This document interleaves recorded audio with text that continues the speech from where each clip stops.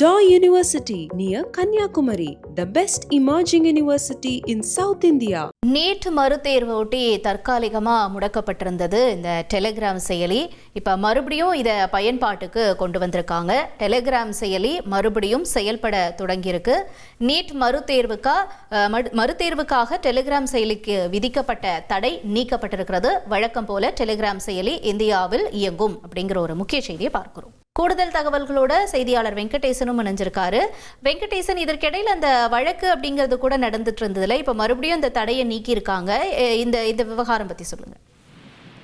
NEET மறுதேர்வு காரணமாக முன்னெச்சரிக்கை நடவடிக்கையாக நாடு முழுவதும் டெலிகிராம் செய்தி பரிமாற்ற தளத்திற்கான அந்த ஒரு இடைக்கால தற்காலிகமாக மத்திய அரசு முடக்கி வைத்திருந்தது. இந்நிலையில்தான் அந்த சேவை என்பது மீண்டும் நாடு முழுவதும் என்று செயல்பட தொடங்கியுள்ளது. இருப்பினும் அந்த டெலிகிராமில் செய்திகளை திருத்தும் அம்சம் செயலிழக்க செய்யப்பட்டுள்ளது. அது ஜூன் 30ஆம் தேதிக்கு பிறகு மட்டுமே செயல்பாட்டிற்கு வரும் என்று அறிவிக்கப்பட்டுள்ளது.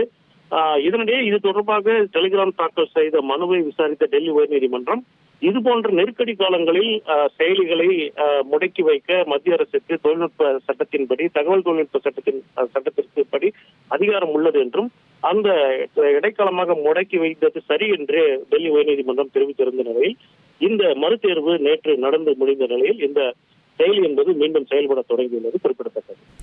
ஓகே, உங்களுடைய தகவல்களுக்கு நன்றி Venkatesan. Daw University near Kanyakumari, the best emerging university in South India.